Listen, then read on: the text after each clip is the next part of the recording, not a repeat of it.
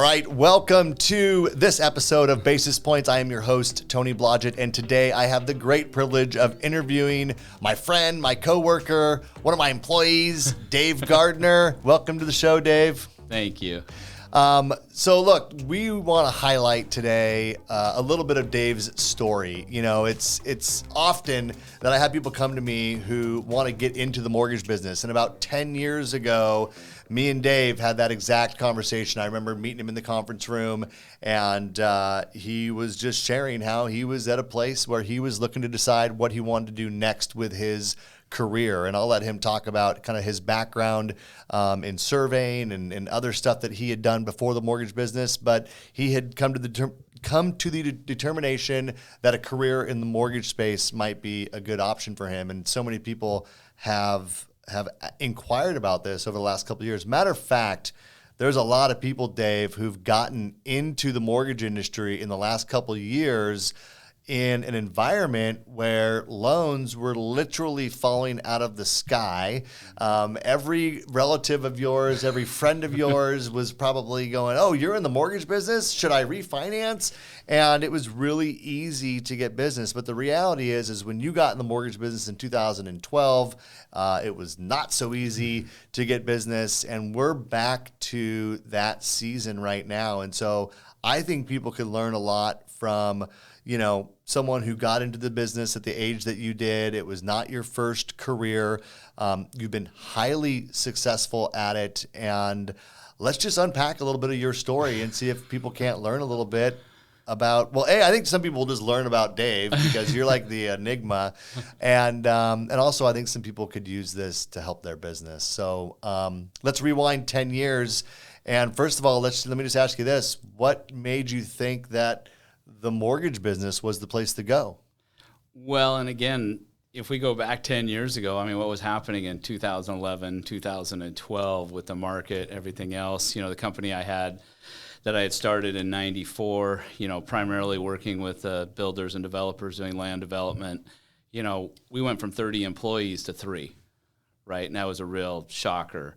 And then from there, you know, I went to work for a bank that I'd helped start to get us out of toxic assets. You know, and then I went back to my surveying company after I'd kind of done my job and done my role and helped get them back on the right footing.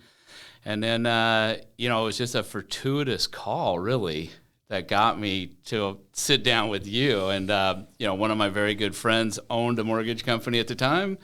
And they were talking, and all of a sudden I'm in an interview, and I'm sitting down with you and a very large group of people. And keeping in mind, I hadn't been in an interview for a lifetime. Relatively speaking, it was like, wow, there's a lot of people here to talk to me. And if you remember that day, we're sitting there, and there's a conference room full of people, and then like after an hour, a few dropped off, and after another hour, a couple more dropped off, and then at the end, it's just you and me. Yeah. Well, hey, we hit it off, man. What can I say? And I do remember those times, and it was difficult. So I guess you would say that really it was the shift in the real estate market. You were in a different place. You were doing land development. You were working with builders. You were doing surveys and whatnot, and that was rampant for so many years. And then as the market kind of dried up, all of the financing opportunities had gone away for land development, construction loans, all of that was gone, and there just wasn't as much demand. And so you're like, hey, now what? Well, and, you know, part of being in that land development arena, you know, you're dealing so much with cities and counties and the ever-changing ebb and flow of regulation and explaining to your client why they're having to do certain things that they didn't have to do yesterday. You know, and after 30 years of land use, it kind of just ate my soul. Yeah.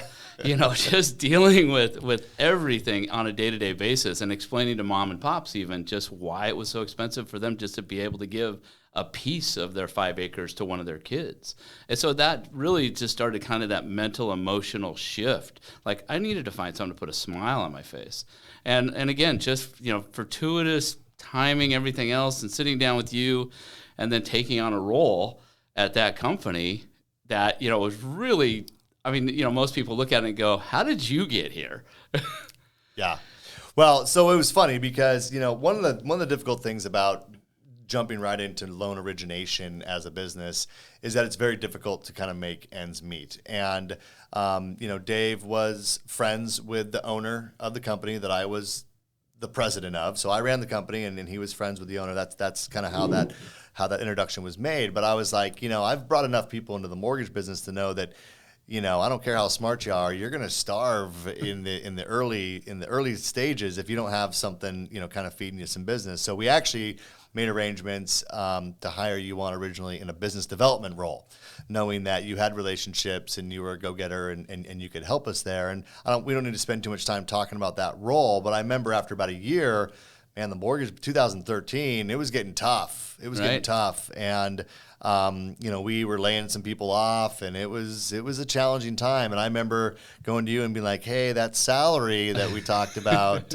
we're gonna have to do something about that. Like, we don't want you to go anywhere, but hey, maybe we should really help you make the transition into being a loan officer so that you can, pay for yourself." Exactly. Well, and it was kind of just that, that first year of helping the company do what the company needed to do. And really that foundation of managing the lenders that we had at that time, those loan originators that we had at that time, and getting to see who did business certain ways and who was doing business other ways and who was really good at marketing or who was really good at relationship building, and kind of just looking from the outside in at that management aspect and really getting a foot for, all right, well, I don't want to do it that way. That's just not how I'm wired. But then that, a year later, here we are. Hey, you're on your own. You're going to go, sink or swim kind of thing. And the best decision I've ever made. Yeah. Well, that's a really good point, right? So I never thought about it that way, but you had this opportunity in a leadership role, really, in the organization to see what was working for each person. And, here's the thing, guys. You don't have to be in a leadership role like Dave was at that time to find those clues. Turns out there's a whole bunch of YouTube channels and the mortgage coach community and all these other places where you can go learn what works. And I'll tell you, I talk about Mortgage Coach because A, I'm a huge fan, but B, there's so much content on that YouTube channel. If you're a new loan officer, which is kind of who this episode is kind of geared towards, tune into that community. There's just thousands of interviews in there. But here's what you'll learn is that everyone doesn't do it the same way. Everyone does it differently. And Dave, you didn't do it the same way. You did it very successfully. I'm telling you, I've brought a lot of people into the mortgage business, and most of them don't succeed.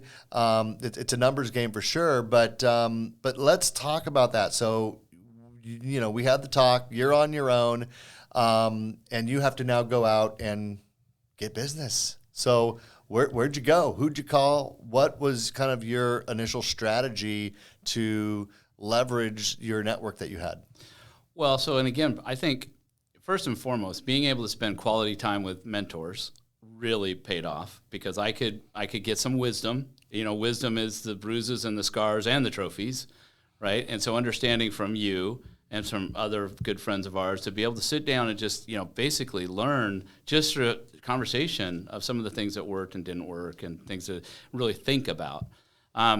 My biggest hurdle really was going from a business where I knew probably every managing real estate broker in the county, right, and throughout the state, because I was working with them in a role where they had to come to me. And what was really a hard thing to overcome was to get them to see me in a different light. So that was really interesting because, I had been very successful in this other role and getting that kind of turn down, right, because now I had changed to being a lender. And so that was a real obstacle to overcome. What happened after I realized that was I just started going after people who didn't know me and started making phone calls and, going out to lunches and just kind of getting to know people and figuring out who was doing business and who wasn't. And that kind of fed off itself. And reality was once I was able to start making those calls and having those conversations, I got into my own groove where I was more comfortable and having more and more conversations. And I'm a relationship builder. Like that's me. I'm not going to broadcast out big, advertising campaigns and everything else to try to shotgun in a bunch of lead generation. I really just want to have a client and a friend for life, and whether it's the realtor or the actual client, that's how I just really want to be. And it worked really well in my past life. And it just kind of I take it like a tree. Trees grow in rings. And so the more people you can make happy, the your ring grows. And the more of those people you make happy, your ring grows. And all of a sudden, you've got a full-on grown tree where you're just keep growing.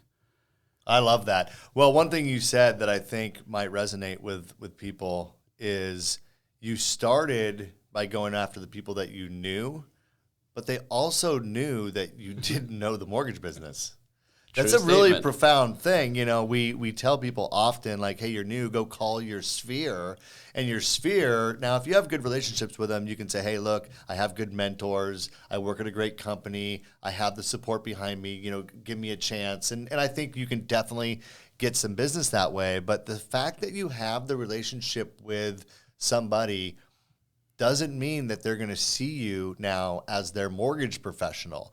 And so don't be let down by that. Matter of fact, be prepared for that and think about how you might, you know, get them to overcome that particular objection. I love that, Dave. That's profound. And then I think the other thing you said is just a universal truth, which is the more you do something, the more comfortable you get. So the more people you went out and talked to, the more you got comfortable talking to more people. And look, I can assure you that comes with repetitions, and it starts with the first one. Like, you have to get out there. Like this podcast, like you gotta start the podcast at some point, and to get comfortable having a conversation on camera. It's no different than going out and making a sales call to a real estate agent or someone that you know is a real estate investor or whomever, going direct to that consumer and doing that. So that's awesome. Well, let's talk a little bit about challenges that you've had. I mean, in this journey, you're now 10 years of doing this, and I would argue you've been pretty darn consistent. I mean, we've gone through some seasons. I would argue, I always think of you as the new guy because, I mentored you, and I'd already been in the business for 15 years before you got in. Well, you were 10. I was 10 when I started. But now at this point, I mean, you've kind of been through some cycles. You've seen some things, like right now, I just recorded an episode, and we were talking about the challenges of rates jumping up by 100 basis points. I mean, what are those seasons that you've seen that have brought some challenges, and how have you overcome them? I don't want to put you on the spot, but is there anything you can think of? Well, not specifically, but, the industry as a whole cycles, right? And I'm old enough to know back, like when my parents were looking at doing a cash out refinance in the 20s, right? Like 22% doing cash out refinance. And, me particularly, my first loan was a VA loan at 8%. That was free money then. So when we look at these rates, yes, they are still low. And that's, the perception that rates are high, right? Because, if you were looking at the twos in advertisements consistently over and over again, you're like, oh, 4, they've doubled, right? Perception is perception, and that's our reality. But it's affordability. It's where we are. Rates are rates. They cycle. They go up. They go down. We have this conversation where you may get 4 today, but we may see a cycle. We're back into the 2s and 3s in a not near future. I mean, in the near future. Yeah.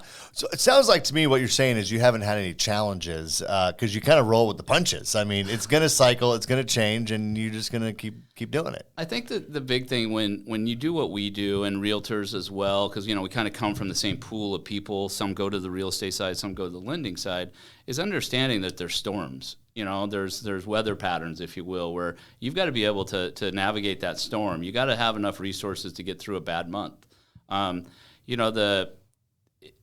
It's cyclical, and you're not always going to be riding the top of the wave. Sometimes you're going to be down in the trough, and you have to be prepared. But I think that the key that you see successfully, and I witnessed that with that first year, and I see it with realtors and I see it with lenders, is did you get up this morning and go to work? Right? Did you go to work today? Did you get up with the idea that you're going to be successful? You're going to do what it takes to go to work. And so many people they put their head down, they put their head in the sand, they can't make a decision, they can't put a foot in front of the other. And I do believe that that's what sets us apart, is being successful. Is you can have a bad day, you can have a bad week, let's face it, you can have a bad year. But if you got up every day consistently to do the right things, it turns. Yeah. Well, that's one of the blessings and curses of this industry, is that you don't have a boss going, hey, you didn't clock in today. It's up to you to show up and show up and work every day, turns out. Well, you're obviously, a hard worker who's done that. I want to pivot a little bit, and I want to talk about, niches that you've developed? Because I know that you have your monopoly in real life. You do your own YouTube episodes, or you have in the past. And I know enough about you to know that you've drawn from your experience in owning real estate, investing in real estate, working with distressed assets in the banking industry. How have you, what niches have you established, and where have you decided to kind of insert yourself into this industry that you think has helped give you some success? Because I have to imagine you've leveraged some of that to develop the relationships that you have. And how much do you speak about your experience when you get a client, and does that endear them to you at a different level where they, even when you were new, you're still an expert in real estate because you owned a number of, investment properties, right? So maybe speak a little bit to that. Well, so keep in mind that since I got out of the military, a long time ago, I would bore people whenever given an opportunity of why they need to be homeowners, because I truly believe that's the best way to build wealth for average America, right? There's a lot of ways you can do crypto, you can do all these other things, but the first and foremost thing is you got to have a roof over your head. So why not own the roof? And so that's, literally way before I got in the mortgage industry, I talked so many people into why they need to buy a home. And a lot of people don't realize that they can. And so that conversation became sitting at a dinner table, sitting at a party, whatever, of why you don't own a home. I do have that depth of experience of being an investor. My wife and I both invested since the day we got together. Sometimes it was by hook or crook, just making things happen. But you have to do certain things, and sometimes you have to risk a lot to get there.